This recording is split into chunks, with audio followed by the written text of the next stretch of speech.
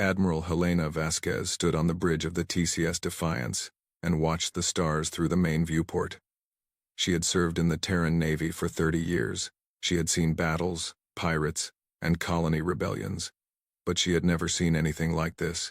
The sensor officer spoke first, his voice shaking. "Admiral, we are detecting 400 unknown vessels. They just appeared from fold space at the edge of the Sol system. 400 ships." Helena felt her stomach drop. The entire Terran fleet had maybe 200 combat vessels spread across 12 colony worlds, and these unknown ships were huge. Each one was at least 3 times the size of the Defiance. "Show me," she said. The main screen changed to show the alien fleet.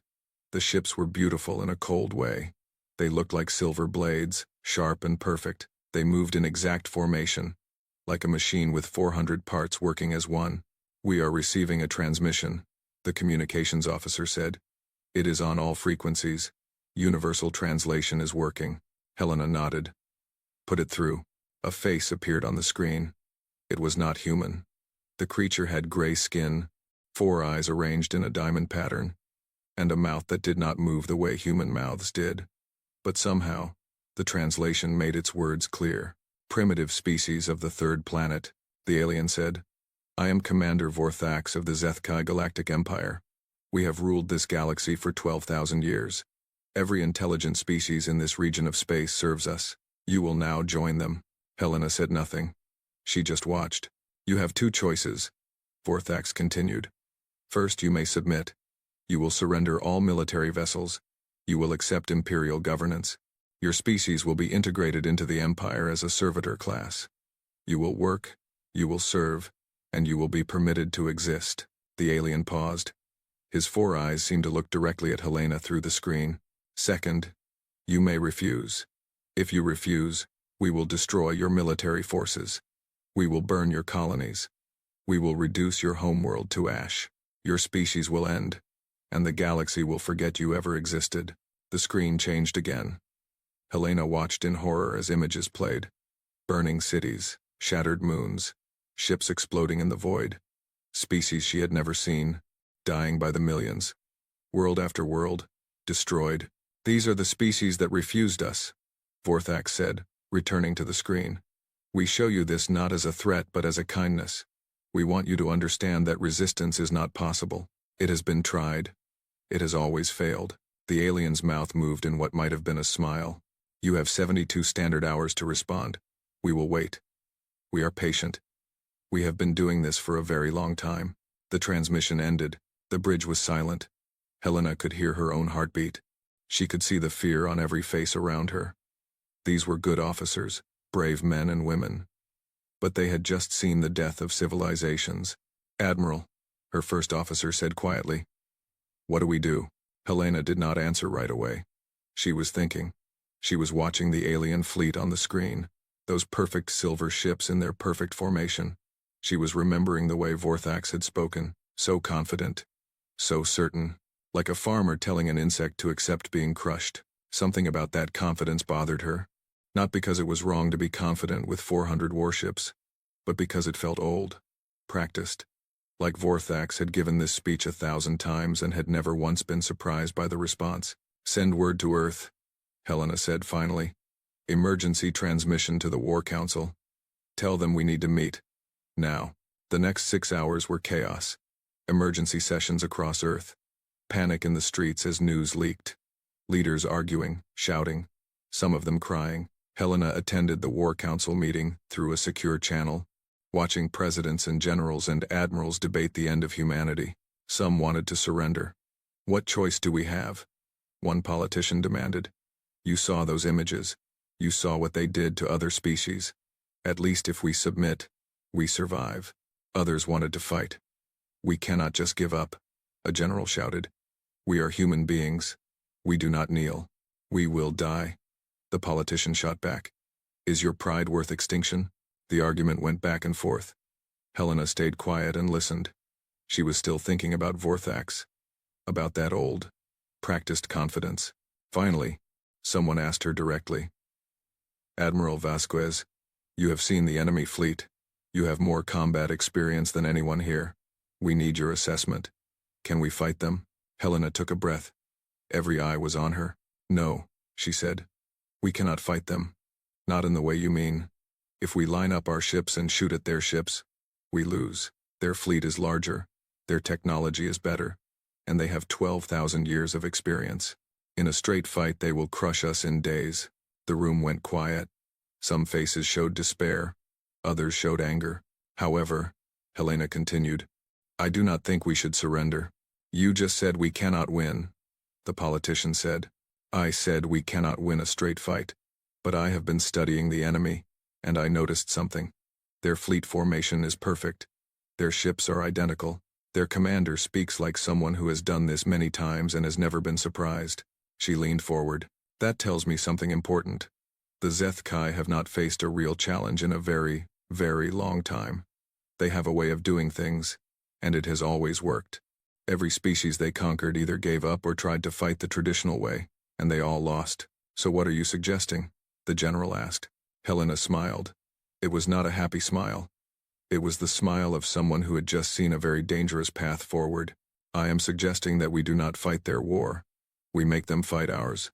Humanity has spent its entire existence fighting itself. World wars, colonial conflicts, rebellions, terrorism. We have been killing each other in creative ways for thousands of years. We know things about war that a species with 12,000 years of easy victories has forgotten." She stood up. "We cannot beat them with strength, but we can surprise them. We can confuse them. We can make them bleed in ways they have never bled before. And maybe, just maybe, we can make them decide that we are not worth the trouble." The War Council looked at her in silence. "What do you need?" the president finally asked. 72 hours, Helena said. "And permission to do things that are going to look completely insane." The president nodded slowly. "You have both." Commander Vorthax sat in his command chair and watched the human activity with mild interest. His sensors showed ships moving across human space. Communications were flying between their worlds. The primitive species was panicking, just as every other species had panicked before them. He had done this 217 times in his career. He knew how it went. First came the fear. Then came the desperate hope that maybe, somehow, they could fight. Then came the realization that they could not. And finally came the surrender. Some species took all 72 hours. Some gave up in the first few hours. It did not matter. The result was always the same. "Commander," one of his officers said, "the humans are dispersing their fleet." Vorthax looked at the tactical display. The officer was right. Human ships were not gathering for a defensive stand. They were scattering in all directions. Some were heading to asteroid belts. Others were moving to moons and empty regions of space. "Interesting," Vorthax said. "They are running away. Should we pursue, Commander?" "No. Let them run.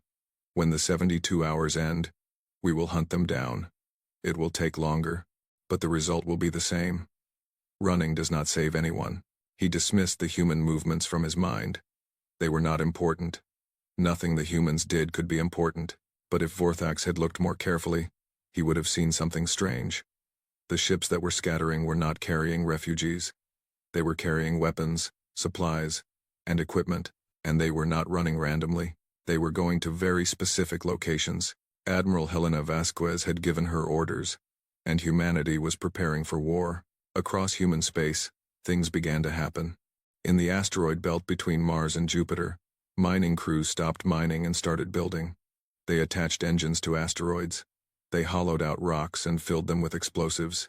They created weapons that no civilized species would ever think to create. On the colony world of New Singapore, scientists worked without sleep. They studied the Zethkai transmission, learning everything they could about the enemy's technology. They found weaknesses. The Empire's ships used a central command system.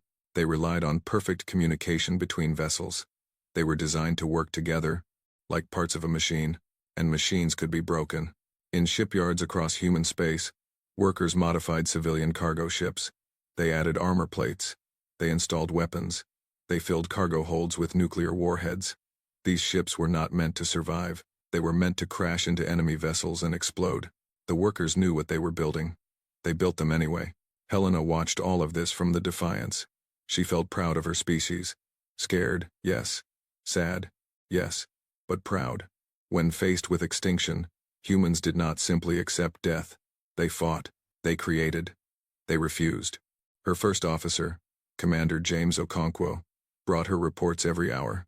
He was a young man, only 35, but he had a sharp mind. "The enemy fleet is not moving," he reported. "They are just waiting at the edge of the system." "Of course they are," Helena said. "They think they know how this ends.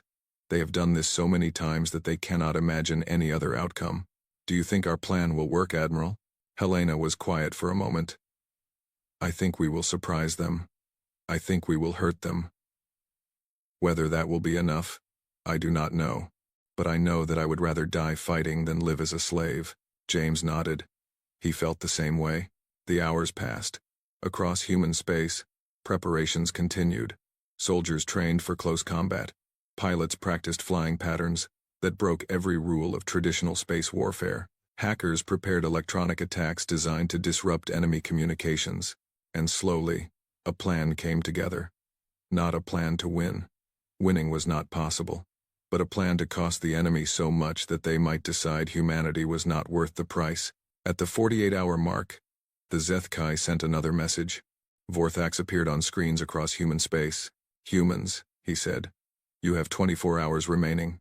We have observed your preparations. You are dispersing your forces and hiding in asteroid fields. This is foolish. We have sensors that can find you anywhere. We have weapons that can destroy asteroids. Your hiding will not save you." He paused, and his 4 eyes narrowed. "We offer you one final chance. Surrender now, and your species will survive.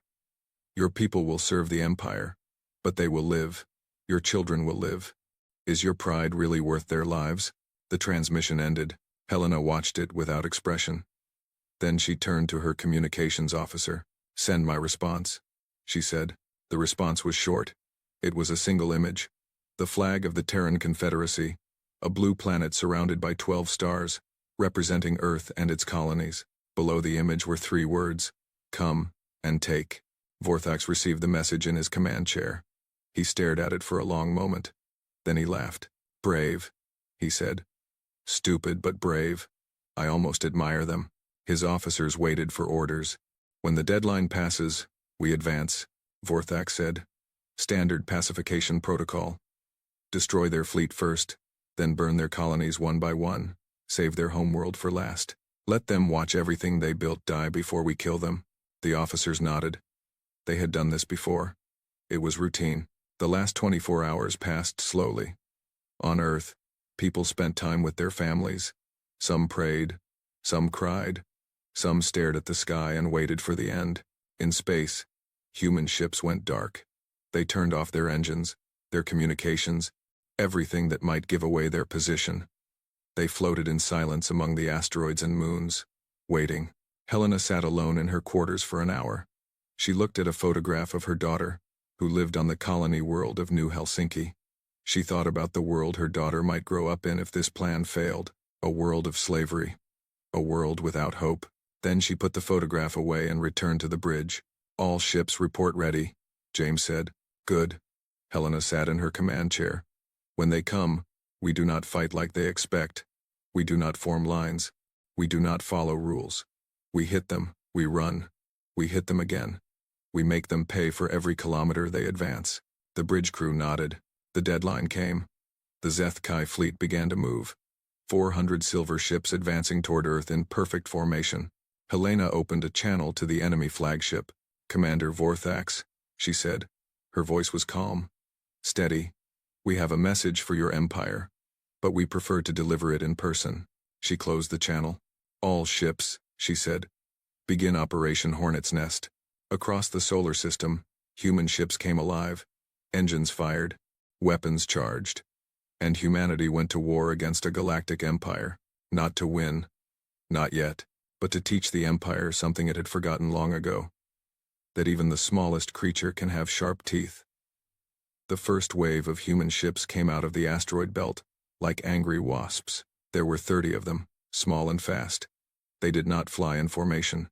They scattered in all directions, each one taking a different path toward the Zethkai fleet. Vorthax watched them come with amusement. 30 ships against 400. This is their grand strategy? Orders. Commander? His weapons officer asked. Destroy them. Standard targeting protocols. The Zeth Kai fleet opened fire. Their weapons were precise and powerful. Energy beams crossed the void, striking human ships and turning them into expanding clouds of debris. In seconds, 20 of the 30 ships were destroyed, but Vorthax noticed something strange. The human ships were not trying to dodge.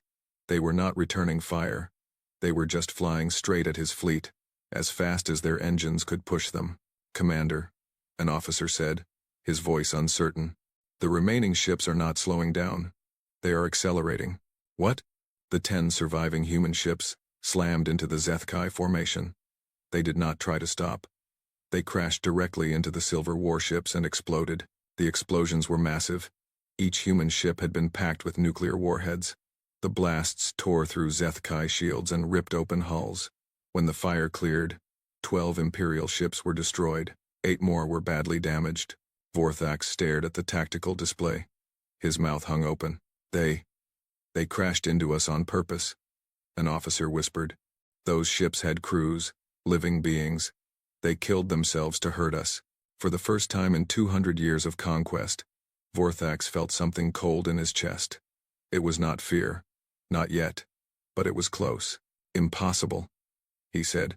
No species does this. It is against all rules of war. But the humans were not following any rules. The second wave came from a different direction.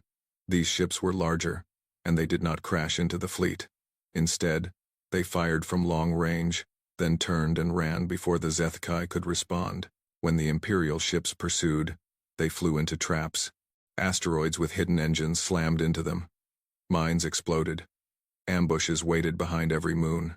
The battle spread across the entire solar system.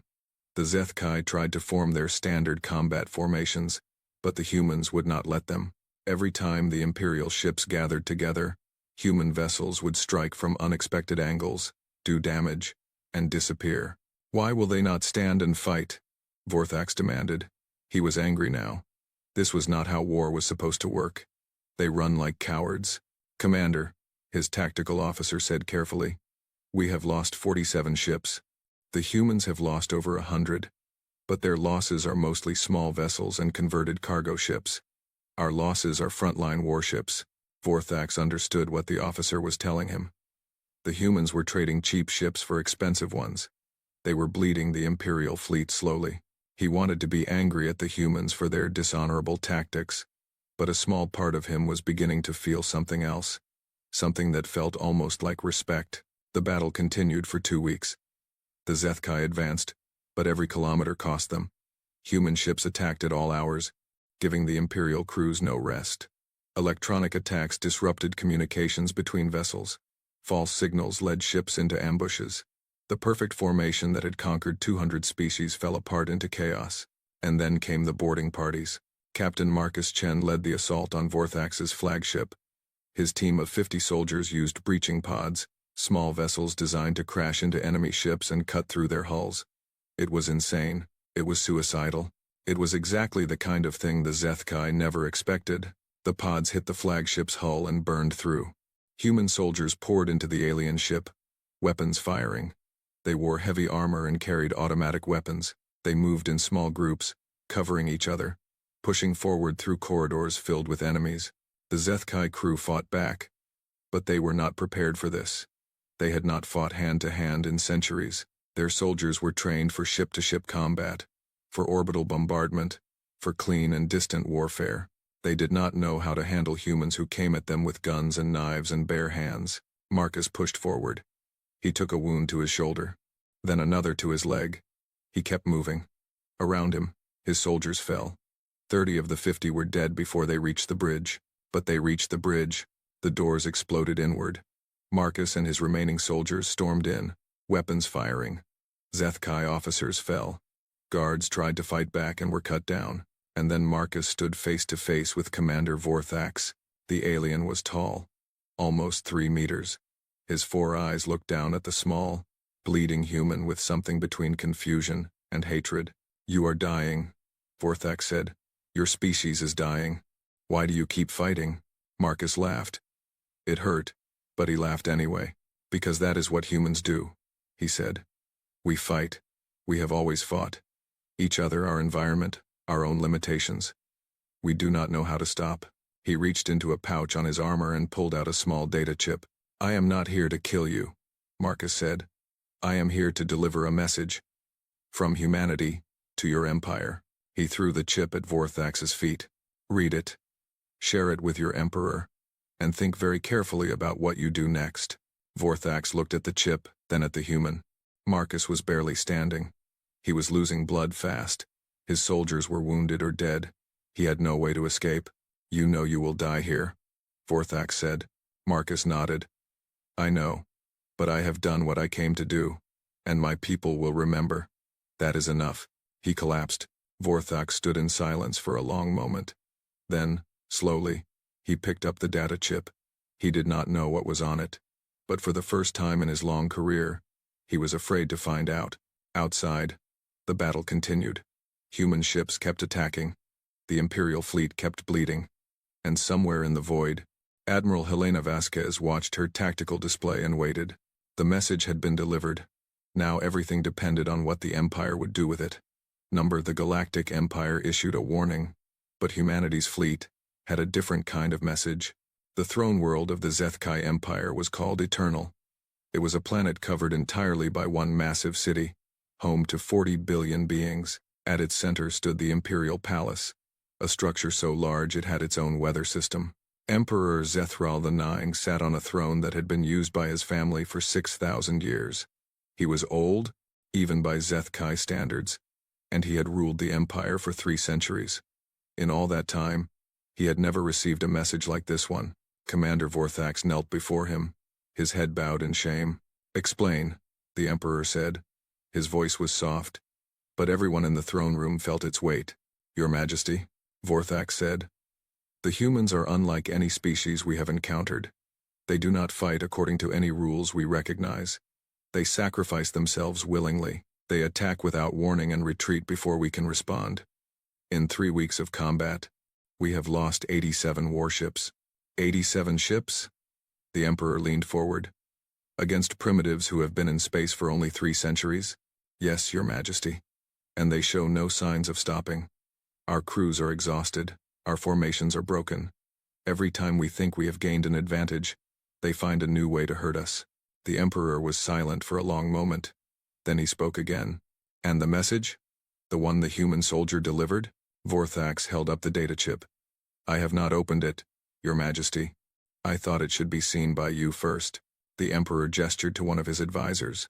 The advisor took the chip and inserted it into a display system. The throne room filled with light as the message appeared. It was not a video. It was not a surrender. It was something far more dangerous. It was a report. A detailed analysis of the Zethkai Empire, its military, its economy, its political structure. The humans had studied everything. They had identified weaknesses that the Empire did not even know it had. The message showed star charts, not of human space, but of Imperial territory.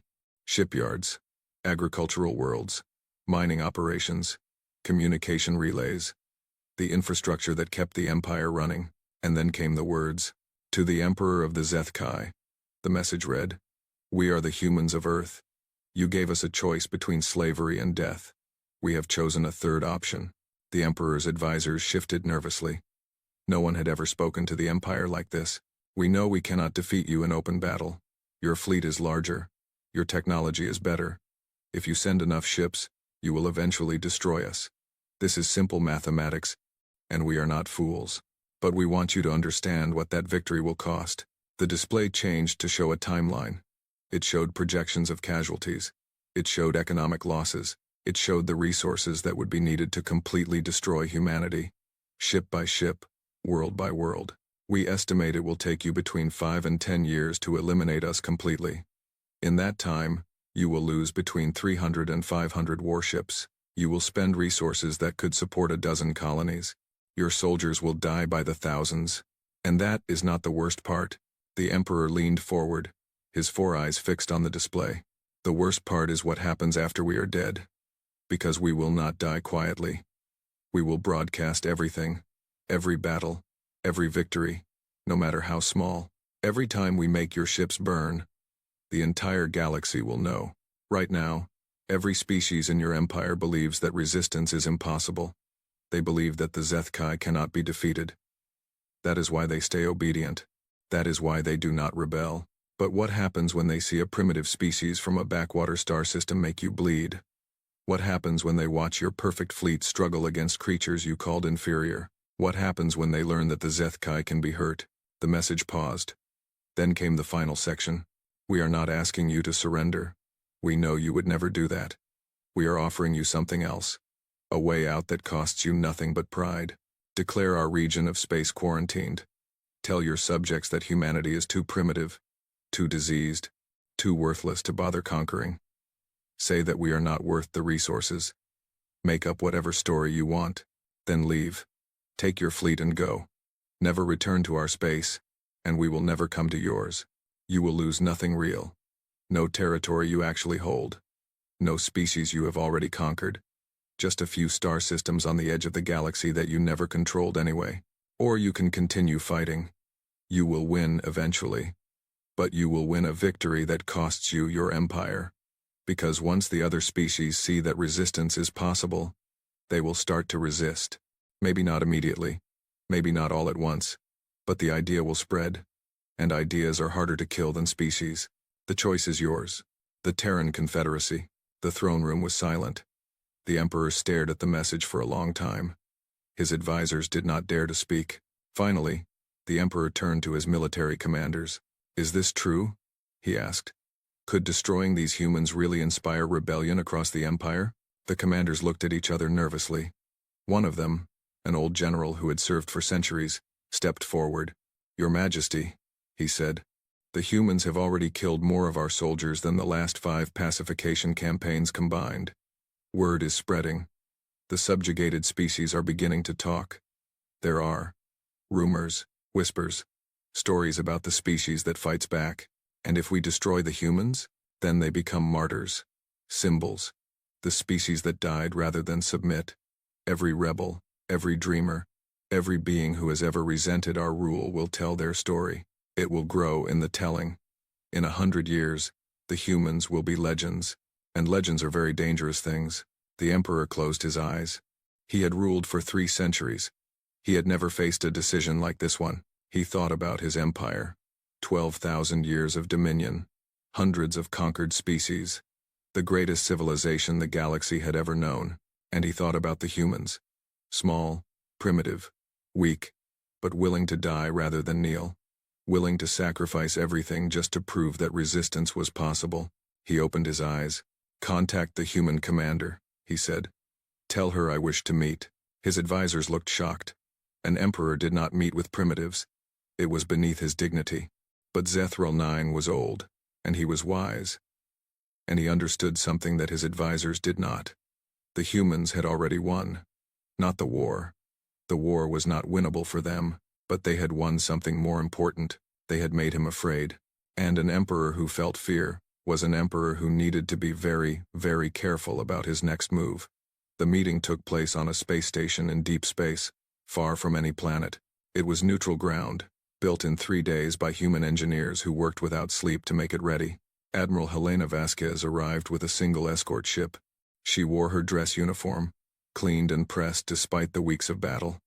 She wanted to look like a leader, not a survivor. The Zethkai delegation arrived with 50 warships. They surrounded the station like a wall of silver blades, a show of strength. But Helena noticed that they kept their distance. They were being careful. The Emperor did not come in person. That would have been too much. Instead, he sent his eldest son, Prince Zethvak, to speak for him.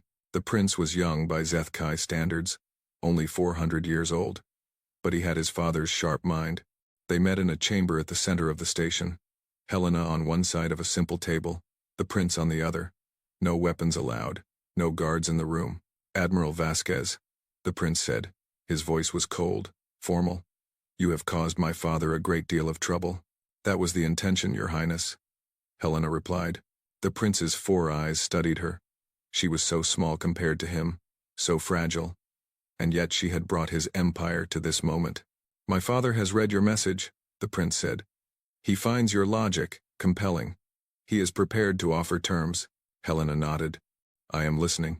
The Empire will withdraw from your space. Your region will be declared a quarantine zone. Our official position will be that humanity is a primitive species, diseased and dangerous, not worth the cost of conquest. Your people will never be spoken of in imperial records. As far as the galaxy knows, you do not exist. Helena considered this. It was almost exactly what she had asked for. Almost. And in exchange, she asked, you will accept certain restrictions. You will not expand beyond your current borders. You will not contact any species currently under imperial rule. You will stay in your corner of the galaxy and never come out. For how long? Forever. Helena was quiet for a moment. The prince watched her, waiting for her response. I have a counteroffer, she said. The prince's eyes narrowed. You are not in a position to negotiate. We are offering you survival. That should be enough. Survival is not enough, Helena said. Not for humans. We need something more. What? We accept the quarantine. We will not expand. We will not seek out your subjects. But if anyone comes to us, any species that finds their way to human space seeking help, we will not turn them away. The prince went still. You are asking us to allow refugees. I am asking you to look the other way. A quarantine zone that no one enters or leaves. What happens inside that zone is not your concern.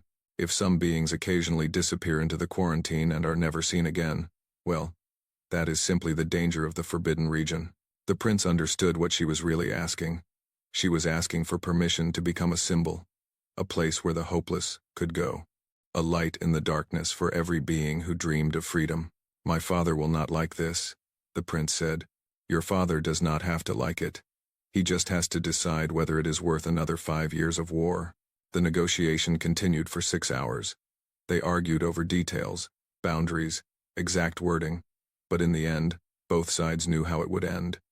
The Empire could not afford the cost of total victory, and humanity could not accept anything less than a future worth living for. The agreement was signed. The quarantine was established, and the Zethkai fleet withdrew from human space, never to return. Helena watched them go from the bridge of the Defiance. She should have felt triumphant. Instead, she felt tired. So many had died to reach this moment. Ships destroyed, colonies burned, friends lost, but they had done it. They had faced an empire of 12,000 years and refused to kneel. Not through strength, not through superior technology, but through sheer stubborn refusal to accept the role that had been assigned to them. The years passed. Human space healed. New ships were built. Colonies were rebuilt. Children grew up in a galaxy where humanity was free, and slowly, quietly, others began to arrive. The first refugees came after 3 years. A small ship carrying a dozen beings from a species Helena did not recognize. They had heard rumors, stories told in secret on subjugated worlds, stories about the species that had said no. They arrived at the edge of human space, damaged and desperate, and sent a single message. Is it true?